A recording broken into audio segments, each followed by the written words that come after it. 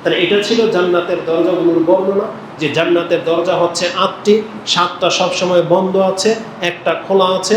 জান্নাতের প্রশস্ততা অনেক বড়, দরজাগুলি অনেক বড় প্রশস্ততা। দরজাতে চাবি আছে, দরজাতে নখ আছে, দরজাতে ফেরেশতারা নিযুক্ত আছে। যে সেই জান্নাতে ঢুকতে পারবে না চুরি করে, যে দলের মধ্যে আমি ঢুকে যাই। প্রত্যেকের কোড নাম্বার আছে, প্রত্যেককে ডাকা হবে জান্নাতে। যার যার সিরিয়াল আসবে তখন তাকে জান্নাতে প্রবেশ করানো হবে।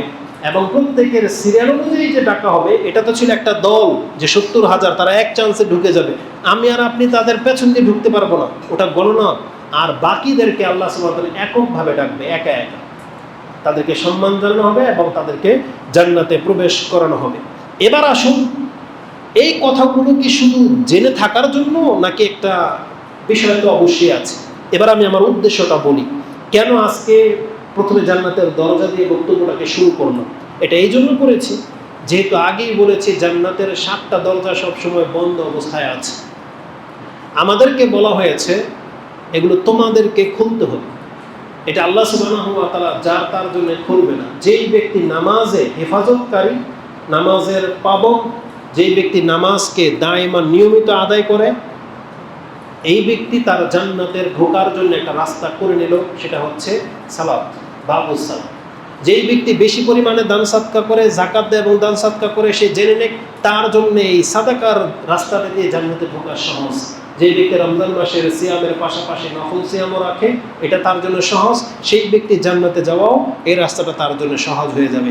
যারা জিহাদ করে ফেলেছে বদরের যুদ্ধে, উহুদের যুদ্ধে এবং যে কোনো ইসলামিক যুদ্ধ হয়েছে, যারা অংশ নিয়েছে, আল্লাহর রাহে যারা জিহাদ করেছে, তারা সেই জান্নাতের দরজা খুলে নিয়েছে। এখন দেখতে হবে আমরা কেউ এরকম নামাজি হতে পারলাম? আপনি একা একা ভাববেন, আপনার কাছে দেখেন তো ফিল হয় কিনা, আপনি মানে স্যাটিসফাই যেটা বোঝায়, মানে আপনি প্রশান্তি লাভ করেন কিনা, বা আপনি কি সন্তুষ্ট কিনা, যে আপনার কি ফিল হয় যে আপনি কোন দরজাটা খুলতে পেরেছেন। এটা আমাদেরকে দেখতে হবে। আমি এবং আপনি, আমাদেরকে দেখা উচিত আমি আর আপনি এমন কি করেছি। আপনার কাছে কি মনে হয়, আমি আর আপনি কি ওই নামাজ আদায় করতে পারি যে বিশ্বাস মনে হচ্ছে যে আমি মরলে হয়তো বাবুর সালাত আমার জন্য খুলে যাবে? আমরা কিভাবে নামাজ আদায় করি? আপনাকে ফিল করতে হবে, আমি কি রমজান মাসের সেই সিয়ামের হেফাজত করেছি, যে আমি আল্লাহর কাছে আশা করতে পারি যে হয়তো বাবুর রাইয়ান আমার জন্য খুলে গেছে। আমি কতটা দান সাদকা করতে পারি, যেটা দিলে হয়তো আমার জন্য সাদাকার দরজাটা অন্তত খুলে যাবে। আর না আমরা জিহাদ করেছি।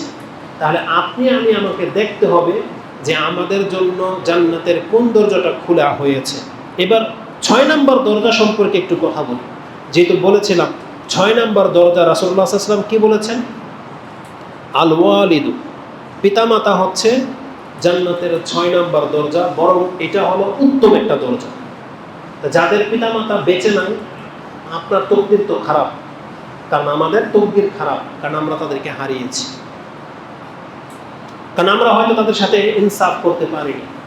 আমরা অনেক সময় টাকা সেভ করার জন্য বা তার কিছু আবদার পুরা করার জন্য পেরেশান হয়ে যাই, খেজি বিটকি দিয়ে ফেলি, যা তা বলে ফেলি, ধাক্কা লাগিয়ে দিই। কিছু কিছু নেটে দেখতে পাই পিতামাতার গায়ে হাত তোলে। এর জান্নাতের দরজা তো খোলা দূরের কথা, সে জান্নাতের মানে দেখতে পাবে কিনা সন্দেহ আছে, যেই ব্যক্তি বাপমার গায়ে আঘাত করে। উপরন্তু রাসূলুল্লাহ সাল্লাল্লাহু আলাইহি সাল্লাম বলেছেন, যে চায় তার এই জান্নাতের দরজাটাকে ঠিক রাখুক, না হয়তো ভেঙে দেখ। তার মানে যেখানে আল্লাহ বলেছেন ওয়ালা তাকুল্লাহুমা উফ, উফ শব্দটা করতে নিষেধ করা হয়েছে, আর সেখানে তার গায়ে আঘাত করা, তাকে হাত তোলা, এই হাতের কি হবে আপনি জেনে নেন। হাত খুব চরমভাবে ক্ষতিগ্রস্ত হবে। তো আমাদের বক্তব্যের বিষয় হলো, যাদের পিতামাতা দুজনের যে কোনো একজন বেঁচে আছে, আপনি জেনে নেন এই একটা সহজ রাস্তা জান্নাতে ঢোকার, এটা যেন আমরা ঠিক রাখার চেষ্টা করি। এই জন্য আমাদের যাদের পিতামাতা বেঁচে আছে, আল্লাহ যেন তাদের সাথে এহসান করার, উত্তম আচরণ করার আমাদেরকে তৌফিক দান করে, এবং আমাদের যে ভুল ভ্রান্তিগুলো আছে আল্লাহ যেন আমাদেরকে এটা ক্ষমা করে দেন। তো এটা ছিল এই জান্নাতের বর্ণনাগুলোর একটা বড় ধরনের বিষয়, যে আল্লাহ সুবহানাহু ওয়া তাআলা আমাদের জন্য জান্নাতের সেই দরজাগুলো ব্যবস্থা তো করে রেখেছেন, সেটা চেহারা দেখে দেখে জান্নাতের প্রহরী।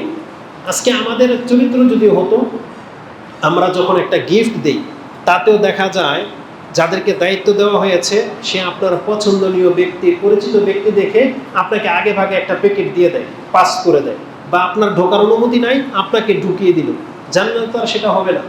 জান্নাতে ফেরেশতারা আমাদের চেহারা দেখে ঢোকাবে না। আপনি কি জানেন, আমি সেই যেহেতু সময় চলে যাবে, নাহলে আমি আপনাকে দেখাতাম যে প্রবেশ করার দৃশ্যটা কেমন হতো। মুহাম্মদুর রাসূলুল্লাহ সাল্লাল্লাহু আলাইহি ওয়াসাল্লাম পর্যন্ত তিনি কি বলেছেন যে আমি প্রথম গিয়ে জান্নাতে নক করব। এখন বলা হবে, ভিতর থেকে বলা হবে, মান, কে আপনি? তখন বলা হবে আনা মুহাম্মদ, আমি মুহাম্মদ।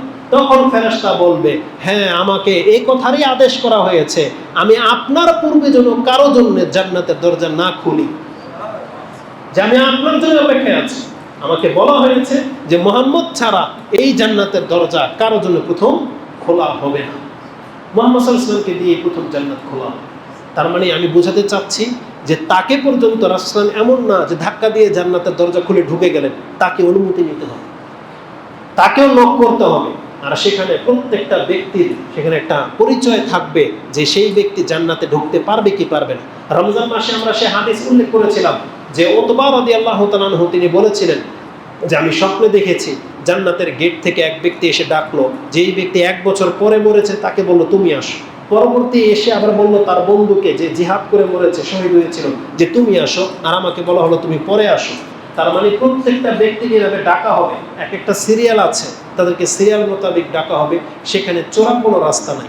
আর আল্লাহ সুবহানাহু ওয়া তাআলা বলে দিয়েছেন এই জান্নাত ঢুকবে মুমিনরা, কোনো কাফের তো ঢুকতে পারবেই না। আর মুমিনদের মধ্য থেকে যারা ঢোকার অধিকার অর্জন করেছে তারাই কেবল ঢুকতে পারবে, যারা দুনিয়াতে পাস নিয়েছে তারাই ঢুকতে পারবে। ওই কথাটা এখানে চলে আসছে, অফি সাহিহাইনে আল বুখারী ক্বালা কিলা লি ওয়াহাব ইবনে মুনাব্বিহ, একজন প্রখ্যাত আলেম, তাকে বলা হয়েছিল আলাইসা লা ইলাহা ইল্লাল্লাহ মিফতাহুল জান্নাহ, লা ইলাহা ইল্লাল্লাহ কি জান্নাতের চাবি নয়? তিনি বলছেন বালা, অবশ্যই জান্নাতের চাবি। তার মানে কি জানেন, আমরা যারা লা ইলাহা ইল্লাল্লাহ বলে ফেলেছি জান্নাতের চাবি তো পেয়ে গেলাম। এটাই ছিল বলার উদ্দেশ্য যে জান্নাতের চাবি কি লা ইলাহা ইল্লাল্লাহ নয়? তিনি স্বীকার করেছেন, হ্যাঁ অবশ্যই লা ইলাহা ইল্লাল্লাহ, তবে তুমি জেনে নাও, বালা ওয়ালাকিন ইন জিতা বিমিফতাহিন লাহু আসনানু ফুতিহা লাকা, তুমি যদি এমন চাবি নিয়ে আসতে পারো যেই চাবির মধ্যে দাঁত আছে, দাঁতগুলো সুরক্ষা অবস্থায় আছে, ফুতিহা লাকা, তাহলে তোমার জন্য জান্নাত খোলা হবে। ওয়া ইল্লা লাম ইফতাহ লাকা, আর যদি তোমার চাবির মধ্যে দাঁত না থাকে তোমার জন্য জান্নাতের দরজা খোলা হবে না। এটা ইমাম বুখারী রাহিমাহুল্লাহ কোট করেছেন, তার 23 নম্বর অধ্যায়ে এনেছেন। তাহলে এখানে কোনো হাদিস উল্লেখ করা হয় নাই, এই জন্য আমরা বলতে পারি না যে ওই যে লা ইলাহা ইল্লাল্লাহ মানে মিফতাহুল জান্নাহ এইভাবে সরাসরি কোনো হাদিস আসেনি। একটা হাদিস এসেছে যেটা আমি বলেছি বাজ্জারে আছে সম্ভবত, কিন্তু শুআইব আল আরনাউদ তিনি আহমদের একটা বর্ণনাতে হাদিসটাকে দুর্বল বলেছেন। তো এখানে যে উদ্দেশ্যে লা ইলাহা ইল্লাল্লাহ বলা হয়, আপনারা যারা মুসলিম, আমরা যারা লা ইলাহা ইল্লাল্লাহ বলি, আপনি ধোঁকা খেয়ে যেন না যে আমি তো জন্মের পর থেকে একবার খাতনার সময়, একবার বিয়ের সময় আমি তো লা ইলাহা ইল্লাল্লাহ বলেছি, তা আমার জান্নাত ঠেকায় কে? বলা হয়েছে আপনার জান্নাতের দরজা ততক্ষণ পর্যন্ত খুলবে না যদি আপনার চাবি ওই দাঁতলা না হয়, নামাজ যদি না থাকে, ফরজ ইবাদতগুলো যদি না থাকে, এই চাবি জং করে নষ্ট করে ফেলেছে, চাবিটাকে আপনি হেফাজত করেন নাই, তাহলে আপনার জন্য জান্নাত খোলা হবে না।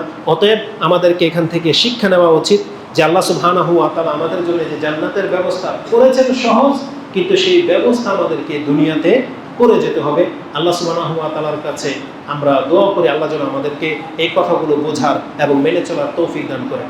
আকুলু লিকাউলি হাযা আস্তাগফিরুল্লাহ লি ওয়া লাকুম ওয়া লিসাইরিল মুসলিমিন ফাস্তাগফিরু ইন্নাহু হুয়াল গফুরুর রহিম।